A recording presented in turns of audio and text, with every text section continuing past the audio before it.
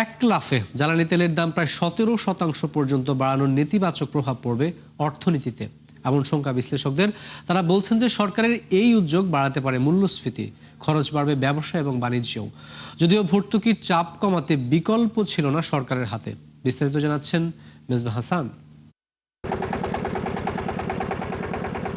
5 বিঘা জমিতে কৃষিকাজ করে চলে কেরামত মিয়ার সংসার।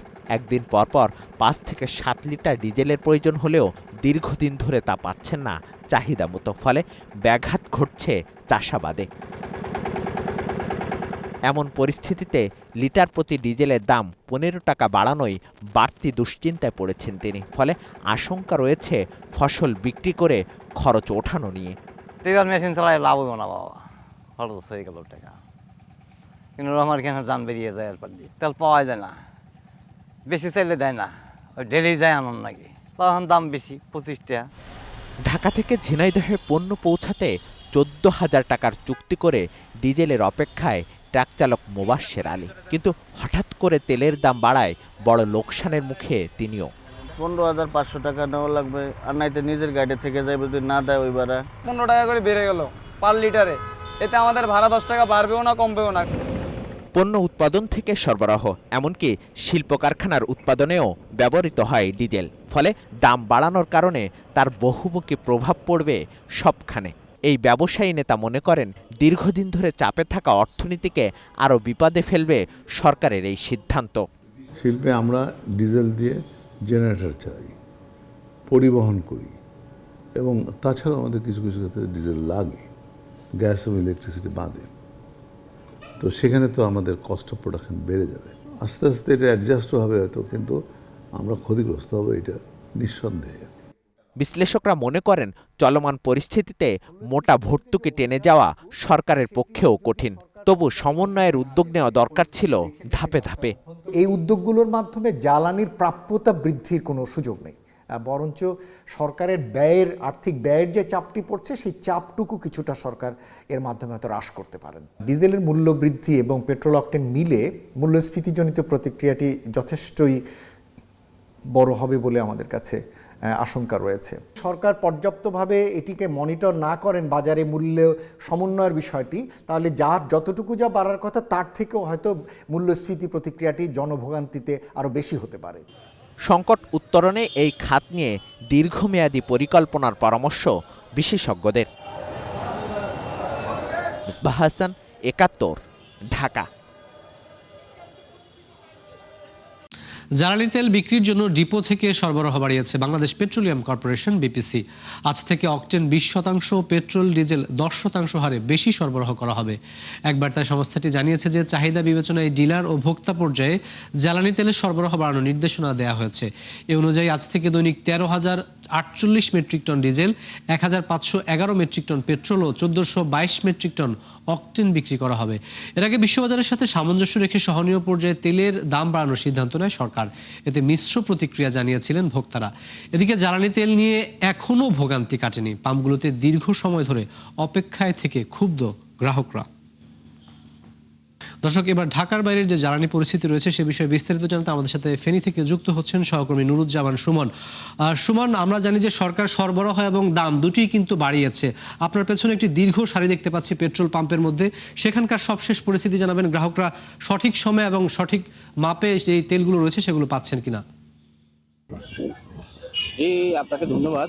আসলে এই সরবরাহ কিন্তু এখন পর্যন্ত ফেনীতে বাড়ানো হয়নি। আমরা এই ফেনীর যে 28টি যে পেট্রোল পাম্প রয়েছে, আমরা ফেনী পেট্রোল পাম্প মালিক সমিতির সঙ্গে কথা বলেছি। তারা বলছেন যে গতকাল থেকে দাম বাড়ানো হয়েছে, কিন্তু সরবরাহ কিন্তু তাদেরকে বাড়ানো হয়নি। যে তারা বলছেন যে এখানে ফেনীতে যে পরিমাণ তাদের যে চাহিদা, সেই পরিমাণ চাহিদা অনুপাতে তাদেরকে বরাদ্দ দেওয়া হচ্ছে না। তবে আজকে তারা যে বার্তা পেয়েছেন যে ডিপো থেকে তাদেরকে গত বছর এপ্রিলে যে পরিমাণ জ্বালানি দেওয়া হচ্ছে, সেই থেকে তাদেরকে ডিজেল এবং পেট্রোলে 10% এবং অকটেনে 20% বাড়তি সরবরাহ দেওয়া হবে বলে এমন একটি বার্তা তাদেরকে দেওয়া হয়েছে। তবে এখানকার চালক যারা রয়েছেন তাদের সঙ্গে অনেকের সঙ্গে আমাদের কথা হচ্ছে।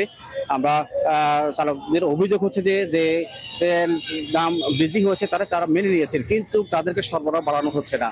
তাদেরকে আগে যে পাম্পে 500 টাকা দেওয়া হতো তেল, সেখানে দেওয়া হচ্ছে মাত্র 300 টাকা। তাদের দাবি হচ্ছে যে তাদেরকে সরবরাহের জন্য একটু বাড়তি দেওয়া হয়। আর এখানে যে পেট্রোল পাম্পগুলিতে যেভাবে আগে যে কাগজপত্র দেখে তেল দেওয়ার যে একটা নিয়ম চালু করা হয়েছিল, সেটি কিন্তু মানা হচ্ছে না। এখানকার পেট্রোল পাম্পের কর্মচারী যারা রয়েছেন তারা বলছেন যে তারা যখন এটি একটু শৃঙ্খলা পেরাতে যান, তো তাদের সঙ্গে চালকদের সঙ্গে একটা বাকবিতণ্ডা হয়। অর্থাৎ এখানকার পাম্প মালিক সমিতির নেতৃবৃন্দ এবং পাম্প মালিকরা বলছেন যে পরিমাণ তাদের চাহিদা রয়েছে সে পরিমাণ তারা পাচ্ছেন না। এখানে আমি যে পাম্পে রয়েছে আব্দুল কুদ্দুস ফিলিং স্টেশনে, এখানকার ম্যানেজার মাহমুদুল হাসান মোর্শেদ, তিনি বলেছেন যে তাদের প্রতিদিন যে পরিমাণ চাহিদা তারা পাচ্ছে না, তাদের মাসে অন্তত 2.5 লাখ। সুমন, আপনাকে ধন্যবাদ। দর্শক, জ্বালানি পরিস্থিতির সবশেষ খবর জানাতে আমাদের সাথে ফেনী থেকে যুক্ত হয়েছিলেন সহকর্মী নুরুজ্জামান সুমন। এদিকে দাম বাড়লেও ভোগান্তি কমেনি জ্বালানি তেল ঘিরে। রোববারও দীর্ঘক্ষণ লাইনে অপেক্ষা করতে হয়েছে গ্রাহকদের। ফলে একরকম মানবেতর পরিস্থিতির মুখোমুখি হয়েছেন চালকরা। থাকা, খাওয়া, ঘুম সবই সারতে হচ্ছে রাস্তায়। এমনকি সুফল মিলছে না ফুয়েল পাস নিবন্ধনেও। আরও জানাচ্ছেন রাকিব হোসেন। সংসদ ভবনের পশ্চিম পাশে আসাদ গেট ও গণভবনের মাঝামাঝি এলাকা। ফুটপাতে ঘুমিয়ে আছেন একটি বেসরকারি কোম্পানির গাড়ি চালক জাকির হোসেন। গাড়ির জন্য তেল কিনতে এসে প্রায় 30 ঘন্টা ধরে অপেক্ষায় তিনি। ভাই, আপনি কি তেলের জন্য অপেক্ষা করতেছেন? জি। হ্যাঁ জি, রাতে ঘুমাইতে পারিনি, গরম, খুব কষ্ট, তেল নিতে খুব কষ্ট হয়। ঘুমানোর ব্যবস্থা কোনো রকম এখন নাই, তেল না নেওয়া পর্যন্ত এখন ঘুম নাই। মাস দেড়েক ধরেই এমন ভোগান্তিতে জ্বালানি তেলের গ্রাহকরা। এমনকি এক লাফে প্রায় 17% দাম বাড়ানোর পরও আসেনি সমাধান। এখনও অধিকাংশ ফিলিং স্টেশনে সরবরাহ বন্ধ, সচল পাম্পে যানবাহনের তীব্র চাপ। ফলে অপেক্ষা করতে হচ্ছে দিনের পর দিন। চাকরিও বাঁচিয়ে দেবো, আমাদের তেলও নিতে হবে, কি করবো? তার জন্য ফুটপাতে ঘুমাই যাচ্ছি, কি করবো? তেলের লিগে যখন আমি আইছি, তো তেল না নিয়ে বাসা যে আমি তো গাড়ি বন্ধই থাকবো, আমি তো ডিউটি করতে পারবো না, তাহলে আমার এবারে রাখবো কি লিগে? খাওয়া নাই, ঘুম নাই, কিনে কিছুই না, 24 ঘন্টা পরে রয়েছে রাস্তায়। গেল 2 সপ্তাহ ধরে রাজধানীর একাধিক পাম্পে পরীক্ষামূলকভাবে ফুয়েল পাস কার্যক্রম চালাচ্ছে জ্বালানি বিভাগ। কিন্তু এই পথেও দুর্ভোগ কমছে না গ্রাহকদের। ফুয়েল পাসের দিনে 12.5 লিটার দেওয়ার কথা, কিন্তু দিল 1000 টাকার তেল। তারপর সকাল 4টার দিকে আসে সিরিয়াল ধরছি, এখন মাত্র পাইলাম তেল, এখন বাজে 1:17। সময়ের ক্ষেত্রে আমি কোনো সাশ্রয় এখনো পাই নাই। দিন যত যাচ্ছে পরিস্থিতির তত অবনতি হচ্ছে। ফিলিং স্টেশনে বাড়ছে বিশৃঙ্খলা, সড়কে সৃষ্টি হচ্ছে যানজট। কোনো এলাকায় পুলিশও পরিস্থিতি নিয়ন্ত্রণে ব্যর্থ হচ্ছে। সবাই ভিআইপি, আসলে এত ভিআইপি কোথাতে আসলো জানি না। মানে যারা আমরা সিরিয়ালি দাঁড়াইছি, এরা তেল তো যে সিরিয়ালে আগে আসবো এটাও পারতেছি না, আর যারা তেল নিচ্ছে তারাও তেল নিয়ে বেরোতে পারছে না, এমন একটা পরিস্থিতি ভাই। যে 500 টাকা দেবো তার তেল দিয়ে দেবো, বইরা গাড়ি বইরা, আর আমাকে 2000 টাকা তেল দিতেছে না। এইভাবে সারাদিনে 2000 টাকা তেল নিয়ে আমরা কি করবো? সরকার বলতেছে দেশের তেলের মজুদ পর্যাপ্ত আছে, 2 মাস 3 মাস চলবে। তাহলে মানুষ তেল কেন পাবে না? মানুষকে এই তেলের জন্য রাস্তাঘাটে 24 ঘন্টা বসে থেকে সে খাবার পাচ্ছে না, সে বাথরুম করতে পারছে না, অসুস্থ হয়ে পড়তেছে। এই ধরনের সাফারিং আজকে পাবলিকের কেন করতে হবে?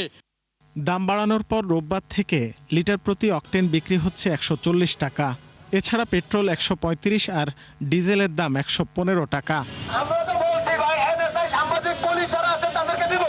রাকিব হোসেন, 71, ঢাকা। দর্শক, আবারও ফিরলাম জ্বালানির খবর নিয়ে। এই মুহূর্তে জ্বালানির সবশেষ পরিস্থিতি জানাতে আমাদের সাথে যুক্ত হচ্ছেন সহকর্মী রাকিব হোসেন। রাকিব, দেখতে পাচ্ছি আপনি একটি দীর্ঘ সিরিয়ালের সামনে দাঁড়িয়ে রয়েছেন। দীর্ঘদিন ধরে আপনি আসলে জ্বালানির পরিস্থিতি ফলো করছেন। গতকালকে কিন্তু সরকার আসলে দাম এবং পাশাপাশি আমরা দেখেছি যে সরবরাহ বাড়ানোর কিন্তু একটি ঘোষণা দিয়েছে। এরপর কি পরিস্থিতির কোনো ধরনের কোনো উন্নতি হয়েছে কিনা? না, একদমই না রাকিব, আসলে পরিস্থিতির কোনো উন্নতি আমরা দেখতে পাচ্ছি না। এই যে জ্বালানি তেলের জন্য গ্রাহকদের ঘন্টার পর ঘন্টা অপেক্ষা, এমনকি দিনের পর দিন অপেক্ষা, তারপরে এই রাস্তা ব্লক করে সেই সব গাড়ির সিরিয়াল এবং বড় ধরনের যানজট তৈরি, পেট্রোল পাম্পগুলোতে এখনও চাহিদা মতো তেল মিলছে না, এই সংকট এখনও কাটছে না।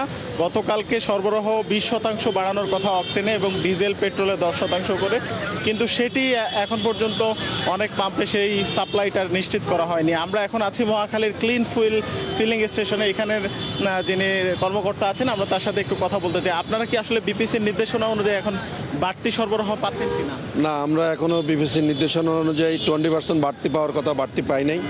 আগামী দিন শিডিউলে অনলি ফর 4500 লিটার অক্টেন আমাকে বাড়তি দিচ্ছে। আমি এপ্রিল 2025 অনুযায়ী এখনো পাই নাই। আচ্ছা, এই যে জ্বালানি তেলের দাম বাড়ালো এবং হচ্ছে সরবরাহ বাড়ালো, এই কারণে কি আপনার চাপ একটু কমেছে কিনা গ্রাহকদের? চাপ এখনো কমে নাই, এটা চাপ স্বাভাবিক হতে আরও সময় লাগবে, চাহিদা অনুযায়ী তো পাই নাই। আচ্ছা, প্রতিদিন আপনার এখানে অকটেন কি পরিমাণ বিক্রি হচ্ছে এবং ডিজেল কি পরিমাণ বিক্রি হচ্ছে? এখন যতটুকু আমাকে সরবরাহ করে ততটুকু পুরাই সেল করে আমি বন্ধ রাখতে হয় ফিলিং স্টেশন। পার্টে 13,500, 18,000 অকটেন, ডিজেল 9,000, পেট্রোল আমার কাছে নাই, ডিজেল 9,000 এবং 13,500, অতটুকু দেয় অতটুকু সেল করে বন্ধ রাখি। প্রতিদিনই ফিলিং স্টেশন বন্ধ রাখতে হয়। কয়টা থেকে কয়টা পর্যন্ত দিতে পারেন? আমি মূলত অকটেনটা সকালে 11:30 হতে 12টার মধ্যে চালু করি, আর সন্ধ্যা রাত্রে 10টা 11টা পর্যন্ত চালাইতে পারি। ডিজেলটা আমার চালু হয় রাত্রে 8টা 9টায়, ভোর রাত্রে শেষ হয়ে যায়। রাকিব, আপনি শুনছিলেন যে আসলে এখানে পেট্রোল পাম্পের কর্তৃপক্ষ যারা আছেন তাদেরকেও কিন্তু এই সরবরাহ কম হওয়ার কারণে সাফার করতে হচ্ছে এবং গ্রাহকদের অনেকেই আজকের তেল না পেলে পরের দিন পর্যন্ত অপেক্ষা করতে হচ্ছে। এই পরিস্থিতি কিন্তু চলমান রয়েছে। রাকিব, আপনাকে অসংখ্য ধন্যবাদ আমাদের সাথে যুক্ত হওয়ার জন্য। দর্শক, জ্বালানি পরিস্থিতির সবশেষ যে খবর সেগুলো জানাতে যুক্ত হয়েছিলেন সহকর্মী রাকিব হোসেন। নেটওয়ার্ক ও লাইসেন্সিং নীতিমালায় বিপাকে দেশের টেলিযোগাযোগ খাত।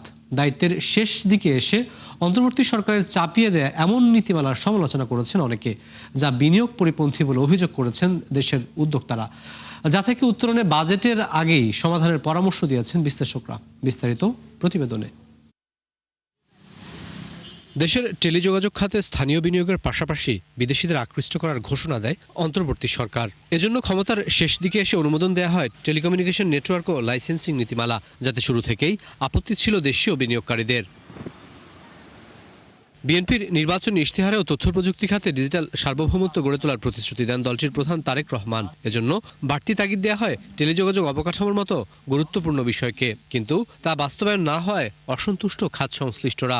মেজর যে প্রবলেমগুলো আছে সেগুলো আসলে আমাদের ক্ষেত্রে না বসে এটা যদি আবারও এটা অ্যাপ্রুভ হয়ে যায় বা এটা যদি যেটা খসড়া দিয়েছিল সেখানে দেখেছি যে এখানে ফরেন ইনভেস্টমেন্টের একটা বিশাল একটা অঙ্ক এখানে আছে। ফরেন ইনভেস্টমেন্ট যদি আসে, তারা যদি এই লেয়ারগুলোতে কাজ করতে পারে, তাহলে এখন যারা কাজ করছি আমরা এখানে সেই 5 লাখ এমপ্লয়ি তারা কি করবে?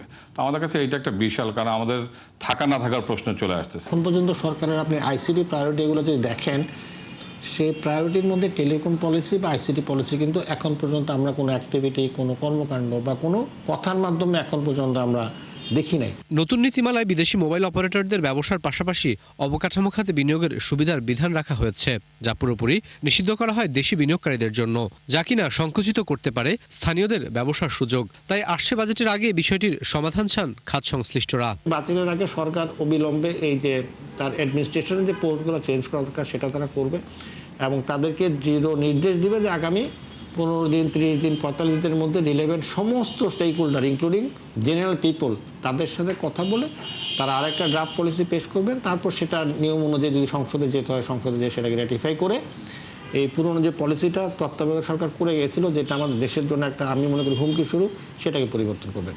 ইন্টারনেটের যে ভ্যাটের এখন 5% সুবিধা দেওয়া হচ্ছে সেটা হয়তোবা উইথড্র করে নেওয়া হতে পারে এবং আবার প্রিভিয়াসলি 15% ভ্যাট আসতে পারে। আমরা আশা করছি যে ওনারা স্টেক হোল্ডার একটা মিটিং করবে, কিংবা আমাদের অ্যাসোসিয়েশন কিংবা পার্সপেক্টিভ যে অ্যাসোসিয়েশনগুলি আছে কিংবা স্টেক হোল্ডার আছে ওনাদের সবার সাথে বসে রিভিউ করবে। সবশেষ 2024-25 অর্থ বছরে টেলিকম খাত থেকে সোয়া 2,000 কোটি টাকার উপরে রাজস্ব আদায় করে সরকার। চলতি অর্থ বছর এই লক্ষ্যমাত্রা পৌনে 4,000 কোটির উপরে। রাকিব আল জাবেদ, 71, ঢাকা। ট্রাম্পের ইরানি জাহাজ জব্দের খবরে 5.5% বেড়েছে অপরিশোধিত তেলের দাম। ফলে বিশ্ববাজারে আবারও প্রতি ব্যারেলের দাম উঠেছে $95। দুই দেশের মধ্যে চুক্তি না হওয়া পর্যন্ত নৌ অবরোধ চলার ঘোষণা দিয়েছেন ডোনাল্ড ট্রাম্প। এর জেরে আবারও হরমুজ বন্ধ করে দিয়েছে ইরান, যাকে কেন্দ্র করে আবারও অস্থির পুরো মধ্যপ্রাচ্য। উল্লেখ্য, ইরান যুদ্ধ শুরুর পর থেকে জ্বালানির দাম ওঠানামা করছে। যুদ্ধের আগে ব্রেন্ট ক্রুডের দাম ব্যারেল প্রতি $70 নিচে ছিল। 9 মার্চ তা প্রায় $120 পৌঁছে যায়। এমন পরিস্থিতিতে বিশ্বব্যাপী দেখা দেয় জ্বালানির ঘাটতি, বিশেষ করে এশিয়ার দেশগুলো সবচেয়ে চাপে পড়েছে, কারণ এই অঞ্চলের প্রায় 90% জ্বালানি হরমুজ প্রণালী দিয়ে সরবরাহ হয়। দর্শক, এ ছিল 71 বিজনেসের এখনকার আয়োজন। সরাসরি সংবাদ অনুষ্ঠান দেখতে চোখ রাখুন 71-এর ফেসবুক পেজ এবং সাবস্ক্রাইব করুন 71-এর ইউটিউব চ্যানেল। থাকুন 71-এর সাথেই।